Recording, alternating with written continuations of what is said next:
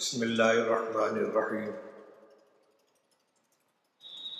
الحمد للہ نحمده ونستعینه ونستغفره ونؤمن به ونتوکل علیہ ونعوذ باللہ من شرور انفسنا ومن سیئات اعمالنا من یهده اللہ فلا مضل له ومن یضلل فلا ہادی له ونشهد ان لا الہ الا اللہ وحدہ لا شریک له ونشهد أن سيدنا ومولانا محمدا عبده ورسوله صلى الله تبارك وتعالى عليه وعلى آله وأصحابه وبارك وسلم تسليما كثيرا كثيرا. أما بعد فقد قال رسول الله صلى الله عليه وسلم اغتنم خمسا قبل خمس شبابك قبل حرمك وصحتك قبل سقمك وفراغك قبل شغلك وغناك قبل فقرك وحياتك قبل موتك أو كما قال رسول الله صلی اللہ علیہ وسلم. بزرگان محترم، علماء کرام، نوجوان بھائیوں، عزیز بچوں،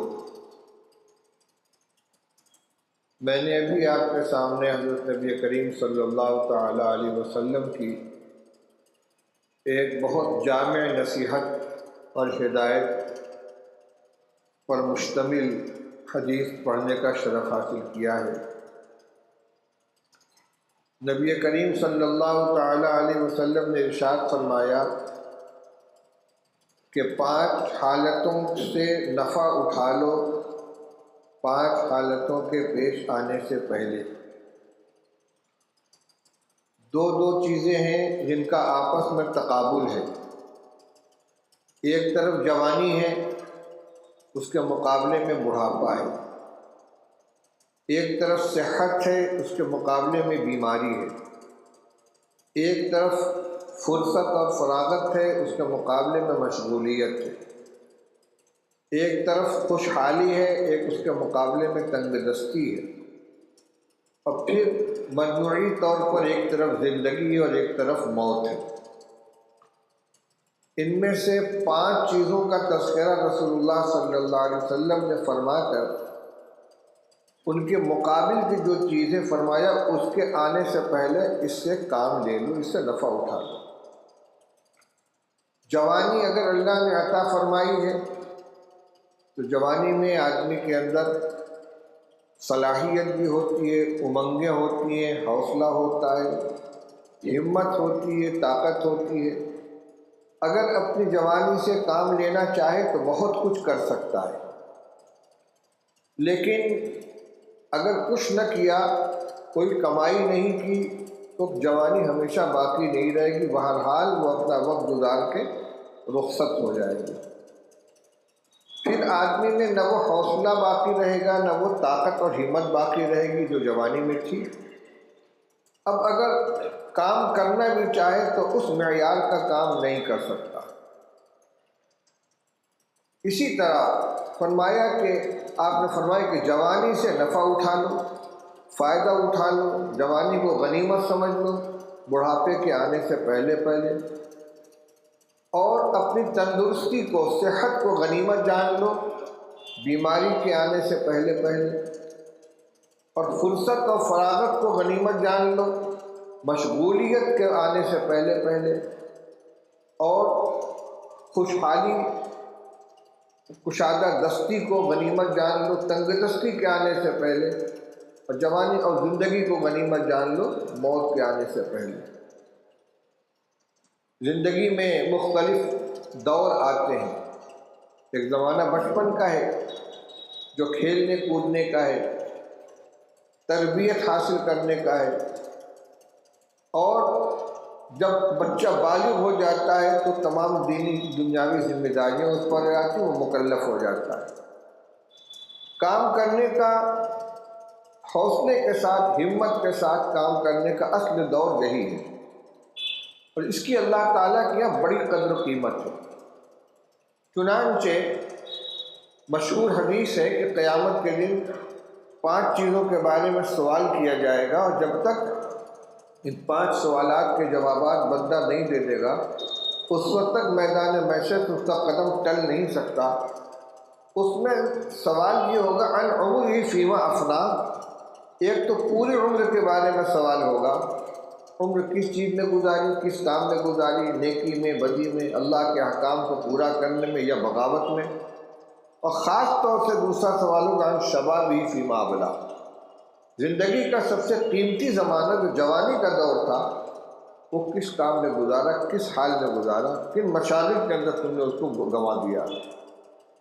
اس کا مستقل سوال ہوگا، جبکہ پوری زندگی کے بارے میں سوال ہو رہا ہے، اس میں بچپن سے لے کر بڑھاپے تک بلکہ موت تک کا ہر دور آ گیا، لیکن جوانی کے بارے میں الگ سے سوال ہوگا، کیونکہ یہ بہت قیمتی پونجی ملی ہے اللہ کی طرف سے۔ اسی طرح حدیث پاک میں فرمایا کہ سبعۃ یظلھم اللہ تحت ظلہ یوم لا ظل الا ظلہ، 7 قسم کے خوش نصیب وہ ہوں گے جن کو اللہ تعالیٰ میدان محشر میں ایسے وقت میں اپنا عرش کا سایہ عطا فرمائیں گے جب سایہ عرش کے علاوہ کوئی سایہ نہیں ہوگا۔ ان میں ایک قسم ہے شاب نشا فی عبادت اللہ، وہ نوجوان جس کی نشو و نما اللہ کی بندگی اور عبادت کے اندر گزری ہو۔ اسی طرح ایک روایت میں اللہ تعالیٰ کے مقبول اور جنتی بندوں کا تذکرہ ہے، اس میں ایک یہ بھی ہے کہ ایک وہ نوجوان جس کو کسی حسب نسب والی خوبصورت عورت نے بدکاری کی دعوت دی اور اس نے کہا انی اخاف اللہ، میں اللہ سے ڈرتا ہوں۔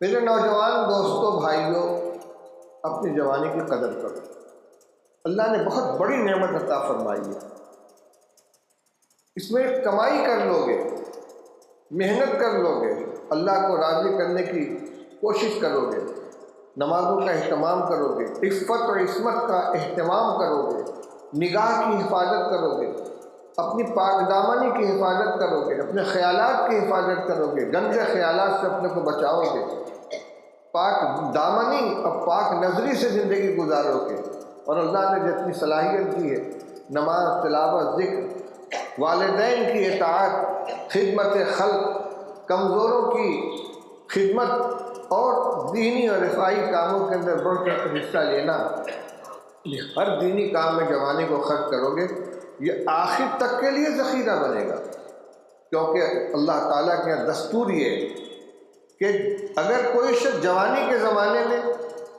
کوئی کام کرتا رہا ہے، محنت کرتا تھا، اب بڑھاپے کی وجہ سے وہ نہیں کر پا رہا ہے اور اسے یہ کچوٹ ہو رہی ہے کہ کاش میں جوان ہوتا تو میں فلاں کام کر لیتا، بغیر کیے ہوئے اللہ تعالیٰ اس کو اس کا اجر عطا فرمائیں گے۔ یہی حال خوشحالی میں نیکی کرنے والے کو اگر تنگ دستی کی وجہ سے موقع نہیں مل رہا ہو تو اس کو اجر ملے گا۔ بیماری کے اندر جو شخص بیماری کی وجہ سے کوئی ایسی نیکی نہ کر سکے جو صحت کے زمانے میں کرتا تھا تو اس کو اللہ تعالیٰ اس کا اجر بغیر کیے ہوئے عطا فرماتے ہیں۔ تو ان کو کارآمد بنانے سے ان اوقات میں، صحت میں، خوشحالی میں، جوانی میں اور فراغت میں کام کرنے کا جو صلہ ملے گا وہ اس زمانے میں تو ملے گا ہی، لیکن ان حالات کے گزر جانے کے بعد جب طاقت اور ہمت کم ہو جانے کی وجہ سے نہ کر پائے گا تو بھی اجر ملے گا۔ لیکن جس نے جوانی میں کوئی محنت نہیں کی، صحت میں کوئی کام نہیں کیا، فراغت میں کوئی عبادت نہیں کی، تو اب اگر وہ بڑھاپے میں اور تنگ دستی میں اور مشغولیت میں کام نہیں کر سکتا تو اس کے لیے کوئی اجر الگ سے نہیں ہے، جو کرے گا اس کا صلہ پائے گا۔ میں نے کہا بڑی جامع نصیحت ہے، ہمیں جھنجھوڑنے کے لیے رسول اللہ صلی اللہ علیہ وسلم ہر نعمت کا مقابل ذکر فرما رہے۔ جوانی ملی ہے غنیمت، اغتنام کا لفظ غنم سے بنا ہے، جو غنم کے معنی آتے ہیں نفع، اور اغتنام کا معنی ہے نفع اٹھا لینا، فائدہ اٹھا لینا، اور اسی مضمون کو اس لفظ سے بھی تعبیر کرتے ہیں غنیمت جان لو کہ یہ وقت گزر جائے گا تو پھر دوبارہ لوٹ کر نہیں آئے گا، اور جوانی وہ چیز ہے کہ پلٹ کر نہیں آتی۔ میر انیس نے کہا تھا دنیا بھی عجب سرائے فانی دیکھی، ہر چیز یہاں کی آنی جانی دیکھی، جو آ کے نہ جائے وہ بڑھاپا دیکھا، اور جو جا کے نہ آئے وہ جوانی دیکھی۔ آ کے چلی جائے گی پھر لوٹ کر نہیں آئے گی، چاہے کتنا ہی آدمی کہتا رہے الا لیت الشباب یعود یوما فاخبرہ بما فعل المشیب، تمنائیں کرتا رہے، ترانے گاتا رہے، لیکن آئے گی نہیں لوٹ، گئی آئی ایک مرتبہ ملتی چلی جاتی۔ اس لیے سب سے پہلے رسول اللہ صلی اللہ علیہ وسلم نے ان 5 چیزوں میں اسی کو ذکر فرمایا کہ اپنی جوانی کی قدر کر لو۔ رمضان المبارک کا مہینہ تھا، ہمارے نوجوان بھائیوں نے رمضان کے روزے رکھے ہیں، تراویح ادا کی ہے، قرآن پاک کی تلاوت کی ہے۔ رمضان گزر گیا، ایسا نہ ہو کہ یہ خوبیاں نیکیاں رمضان کا خاصہ بن کر رہ جائیں کہ رمضان میں کیا تو یہ اگلے رمضان میں دیکھیں گے، نہیں، ابھی جوانی باقی ہے، اللہ کے ساتھ بندگی کا تعلق بھی باقی ہے، اس کی رضا و خوشنودی کے ہم اسی طرح محتاج بھی ہیں، اور اس کی ضمانت بھی نہیں ہے کہ ہماری زندگی اسی طرح باقی رہے گی، اگلا رمضان پائیں گے اور جوانی سلامت رہے گی۔ اس لیے جو وقت مل رہا ہے رسول اللہ صلی اللہ علیہ وسلم کو غنیمت جانیں، اپنی صلاحیت کو کام میں لو، عبادات کے اندر بھی، اور جو خدمت خلق، چھوٹوں کی خدمت، کمزوروں کی خدمت، والدین کی خدمت، اپنے ملت کے لیے جو کچھ ہو سکتا ہو، یہ سب کچھ اس جوانی کے اندر کرو، یہ ذخیرہ آخرت بنے گا۔ شبابک قبل حرمک وصحتک قبل سقمک، فرمایا تندرستی کو بیماری سے پہلے غنیمت جان لیں۔ تندرستی میں، صحت میں آدمی سارا کام کر لیتا ہے، کھڑے ہو کر نماز پڑھ لے گا، لمبا لمبا قیام کر لے گا، لمبا رکوع سجدہ کر لے گا، لیکن بوڑھا ہو گیا، کم بیمار ہو گیا، 2 رکعت کھڑے ہو کر پڑھنا مشکل ہو رہا ہے، رکوع سجدہ کرنا مشکل ہو رہا ہے۔ آج میں اس دور سے گزر رہا ہوں، معذوری ہو گئی ہے، پیر میں تکلیف ہے، رکوع سجدہ نہیں کر سکتا، افسوس ہوتا ہے۔ 2 مہینہ پہلے میں نے واٹس ایپ کے اندر ایک جملہ پڑھا تھا کہ سجدے کر لو، میں نے بہتوں کو دیکھا ہے کہ وہ سجدہ کرنا چاہتے ہیں، کر نہیں سکتے۔ صحت ہے، اللہ کے سامنے پیشانی جھکا لو، اللہ سے اپنا رشتہ قائم کر لو۔ ان اقرب ما یکون العبد من ربہ فی السجود، سب سے زیادہ بندہ اپنے رب سے سجدے میں قریب ہوتا ہے۔ اللہ کے قرب کا سب سے قریبی راستہ سجدے میں پیشانی کو رکھ دینا ہے۔ ہمارے بنارس کے مرحوم شاعر منشی عبدالغنی صاحب مرحوم، جو مسلم صاحب کو والد تھے، انہوں نے کہا تھا بندوں کی عاجزی اسے اتنی پسند ہے، بندوں کی عاجزی اسے اتنی پسند ہے کہ سجدے میں سر زمین حرم سے بلند ہے۔ جب بندہ سجدے میں سر رکھتا ہے تو حرم کی زمین نیچے ہوتی ہے، اس کی پیشانی اوپر ہوتی ہے، ایک معنی۔ دوسرا یہ کہ جب بندہ عاجزی کے ساتھ، اخلاص کے ساتھ اللہ کے سامنے پیشانی رکھ دیتا ہے تو جو عظمت سرزمین حرم کو حاصل ہے، اس بندے مومن کی پیشانی کو اس سے زیادہ بلندی حاصل ہوتی ہے۔ تو جب تک سجدہ کرنے کی طاقت ہے، کر لو سجدہ، کہیں ایسا نہ ہو کہ نہ رکوع کر سکو، نہ سجدہ کر سکو، نہ قیام ہو سکو۔ روزہ رکھنے کی طاقت ہے، روزہ رکھ لو، تلاوت کر سکتے ہو کر لو، بینائی ہے آنکھوں میں، اس سے کام لے لو۔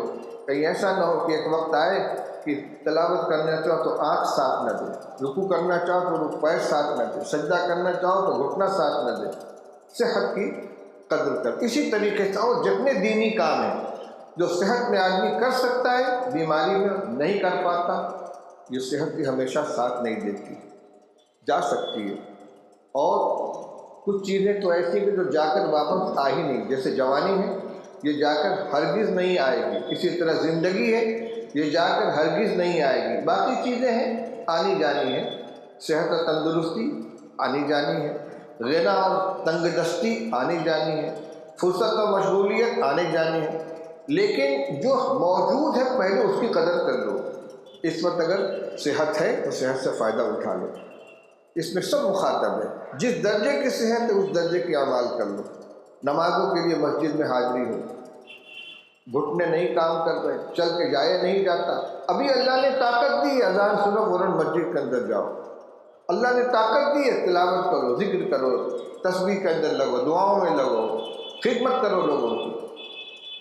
صحتک قبل شغلک وفراغک قبل شغلک، فرصت کو غنیمت جان لو مشغولیت سے پہلے۔ کچھ وقت مل رہا ہے، اپنی ضروریات کے علاوہ، اپنی ذاتی ضروریات، گھریلو ضروریات کے علاوہ کچھ وقت مل رہا ہے، اس کو غنیمت جان لو۔ ایک حدیث میں رسول اللہ صلی اللہ علیہ وسلم نے ان دو نعمتوں کے بارے میں خاص طور سے فرمایا ہے، نعمتان مغبون فیہما کثیر من الناس الصحۃ والفراغ۔ افسوس کا اظہار فرماتے ہیں رسول اللہ صلی اللہ علیہ وسلم کہ اللہ کی دو نعمتیں ہیں، نعمتان ہی کے لفظ سے تعبیر فرمایا، نعمتان ہیں، اللہ کی دو نعمتیں ہیں جن کے اندر بہت سے لوگ خسارے میں رہتے ہیں، خسارہ اٹھاتے ہیں، یعنی پونجی خرچ ہو جاتی ہے اور اس سے کچھ حاصل نہیں کر پاتے۔ وہ دو نعمتیں کیا کیا ہیں؟ الصحت والفراغ، ایک تندرستی اور ایک فرصت۔ فرصت کا وقت گزر گیا۔ آج جس بے دردی کے ساتھ ہمارے مسلم معاشرے کے لوگ، خاص طور سے نوجوان، وقت کو برباد کرتے ہیں، ایک ایک لمحے کی پوچھ ہوگی اللہ تعالیٰ کے یہاں۔ وہ جو روایت میں نے سنائی تھی، قیامت کے دن 5 سوالات ہوں گے، اس میں پہلا اور دوسرا سوال یہی، عمر کس چیز میں گزاری اور جوانی کس کام میں خرچ کی۔ موبائل لے کر بیٹھ گئے، گھنٹوں لگے ہوئے ہیں اس کے اندر، سر جھکا ہوا ہے، ماحول سے بے خبر، کچھ دیکھ رہے ہیں، کچھ سن رہے ہیں، کچھ چیٹنگ ہو رہی ہے، میسج آ رہے ہیں، جا رہے ہیں، لا یعنی کسی چیزوں کے اندر مشغول ہے۔ ان کے علاوہ ابھی 3-4 دن گزرا ہے، عید آئی، 1 ہفتے تک کوئی کام نہیں ہوگا، کوئی بنارس جا رہا ہے، کوئی لکھنؤ جا رہا ہے، کوئی یہاں جا رہا ہے، جب تک جیب میں جتنا پیسہ خرچ نہیں ہو جائے گا لوٹ کر نہیں آئیں گے۔ نماز ایک وقت کی نہیں ہوگی، تفریح کے اندر سارا وقت ضائع ہوگا۔ کیا زندگی ہے یہ؟ رمضان سے گزر کر آئے گا، جس میں رات پر عبادتیں کی ہیں، دن پر عبادتیں کی ہیں، تلاوت کی ہے، تسبیح پڑھی ہے، دعائیں مانگی ہیں، اس کا شکرانہ یہی ہے کہ اس بے دردی کے ساتھ اپنا وقت بھی ضائع کیا جائے، پیسہ بھی ضائع کیا جائے۔ اس لیے یہ فراغت، فرصت کام میں لینی چاہیے۔ جتنی بے دردی کے ساتھ مسلم معاشرے کے اندر وقت ضائع کیا جاتا ہے، کسی معاشرے میں یہ چیز وقت کی قدر کرتے ہیں، منٹ کو کام میں لیتے ہیں۔ یہاں بیٹھے وقت گزاری ہو رہی، ہوٹل میں بیٹھے ہیں، چائے پی رہے ہیں، گھنٹے گھنٹے پر بیٹھے ہیں، سیاست کا تبصرہ ہو رہا ہے، حالات حاضرہ پر تبصرہ ہو رہا ہے، ملکی سیاست پہ، عالمی سیاست پہ تبصرہ ہو رہا ہے۔ کیا لینا دینا ہے بھائی اس میں اپنا؟ ایسے مسائل کے اندر گفتگو ہو رہی ہے جس سے ادنا درجے کا درک نہیں، تعلق نہیں ہے، لیکن تبصرے ہو رہے ہیں اعلیٰ درجے کے، اور ایسے مسائل جن سے اپنا کوئی تعلق نہیں۔ کم سے کم یوں کہہ سکتے ہیں کہ جس کو نہ ہم بنا سکتے، نہ بگاڑ سکتے، نہ ہمارے ہاتھ میں کچھ ہے، لیکن وقت برباد ہو رہا ہے، تبصرے کر رہے ہیں۔ یہ تو اس وقت ہے جبکہ اس میں معاشرت شامل نہ ہو، اور اگر غیبت ہو رہی ہے، الزام تراشی ہو رہی ہے کسی کے سلسلے میں، تو وقت بھی ضائع ہو رہا ہے، اس کے ساتھ گناہ بھی ہو رہا ہے۔ تو فراغت کو، فرصت کو کام میں لو۔ رسول اللہ صلی اللہ علیہ وسلم فرماتے ہیں کہ فرصت کے اوقات ملے ان کو کام میں لگا لو، ضائع مت کرو، اس لیے کہ ہو سکتا ہے کہ آگے مشغولیت آ جائے اور پھر کام کرنا چاہو تو وقت نہ مل پائے۔ فراغ کا قبل شغل کا، اسی کو حضور نے فرمایا تھا کہ 2 نعمتیں ایسی ہیں کہ جن کو آج جس کے اندر اکثر لوگ، بڑی تعداد میں لوگ خسارے میں، غبن کا شکار ہیں۔ غبن اس کو کہتے ہیں کہ پونجی بھی چلی جائے اور کچھ لے کر نہ آئے، نفع نہ کمائے۔ جتنی قیمتی پونجی ہے یہ خرچ ہو رہی ہے، اس کو ہم روک نہیں سکتے۔ یہ وہ پونجی نہیں ہے کہ اٹھا کے ہم الماری میں بند کر دیں، تجوری میں محفوظ کر دیں، بینک میں جمع کر دیں۔ الصحت والفراغ، صحت کو ہم بچا کے محفوظ نہیں رکھ سکتے، فرصت کو ہم بچا کے محفوظ نہیں رکھ سکتے۔ وقت گزرے گا، فرصت اس کے ساتھ چلی جائے گی۔ دیکھنا یہ کہ اس کو کام میں لے لیا تو سوارت ہو گئی، اگر گزرنے دیا تو ضائع ہو گئی۔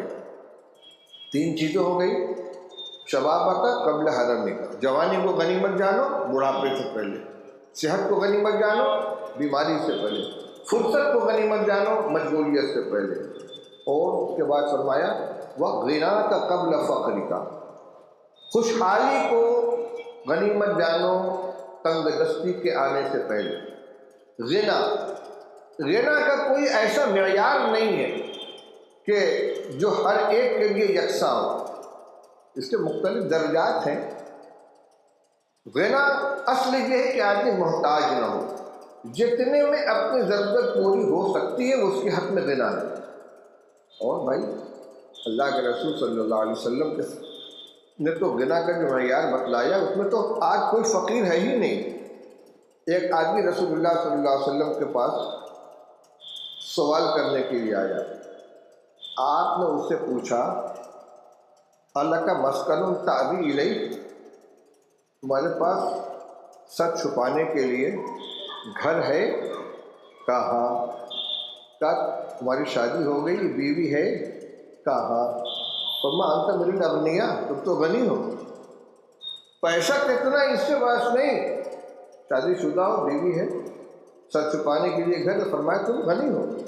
اس نے کہا لی خادم، حضرت میرے پاس ایک خادم بھی ہے یعنی غلام بھی، فرمایا انت من الملوک، تو تم بادشاہ ہو۔ آج ہم میں کون ایسا ہے کہ جو اس معیار سے نیچے کا ہو؟ ایک روایت نے ارشاد فرمایا من اصبح معافا فی جسدہ آمنا فی سربہ وعندہ قوت یومہ فکأنما حیزت لہ الدنیا بحذافیرہا او کما قال رسول اللہ صلی اللہ علیہ وسلم۔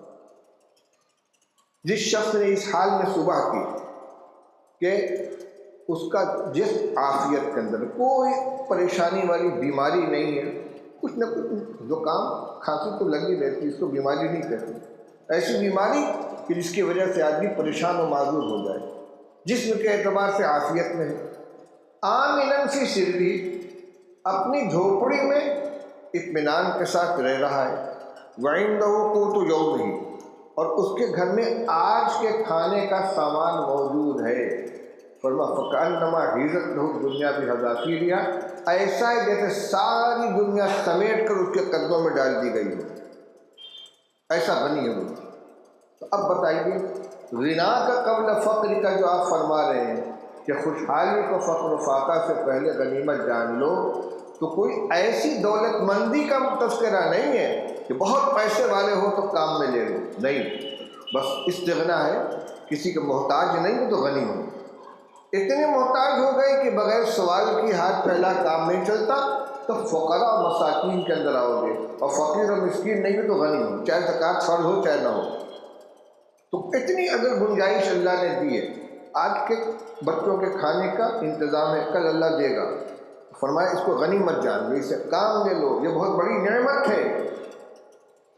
اس غنا کو، اس خوشحالی کو، اور اگر تو غنیمت سمجھو، اور اگر اللہ تعالیٰ نے اس سے اوپر کی حیثیت دی ہے، صاحب نصاب آدمی ہے، زکوٰۃ ادا کرتا ہے، اور بھی طاقت ہے، وَلَهُمْ فِي أَمْوَالِهِمْ حَقٌّ مَعْلُومٌ، ان کے اموال کے اندر فرمایا کہ کچھ حق ہے، للسائل والمحروم، مانگنے والے کے لیے بھی اور اس کے لیے بھی کہ جو ضرورت مند مگر مانگتا نہیں ہے۔ اور ابو نے فرمایا ان فی المال لحقا سوی الزکوٰۃ، مال میں کچھ حق زکوٰۃ کے لیے بھی۔ بہت سے رفاہی کام ایسے ہوتے ہیں کہ جس میں زکوٰۃ کا پیسہ خرچ نہیں کیا جا سکتا، مسجد کی تعمیر ہے، مدرسے کی تعمیر ہے، اپنے ایسے رشتہ داروں کی مدد کہ جن کو زکوٰۃ نہیں دی جا سکتی، اگر خوشحالی ہے اللہ نے وسعت دی ہے، مال کو خرچ کرو۔ یہ اس لیے کہ قیامت کے دن جو 5 سوالات ہوں گے، یہ بھی پوچھا جائے کہ مال کہاں خرچ کیا۔ تو اللہ نے اگر غنا دیا ہے تو خرچ کرو، کمائی کرو، آخرت کے لیے اس کو استعمال کرو، اس کو آخرت کے خزانے میں جمع کرو، کیونکہ جب یہ نہیں رہے گا اور صرف تمنا کرو گے تو مال لوٹ کر آنے والی چیز نہیں ہے۔ غنا کا قبل فقر کا، اور فرما وہ حیات کا قبل موت کا، اور زندگی کو موت سے پہلے غنیمت جانو۔ جیسی بھی زندگی گزر رہی ہے، جب تک سانس ہے تب تک آس ہے، عمل کا وقت آخری سانس تک ہے۔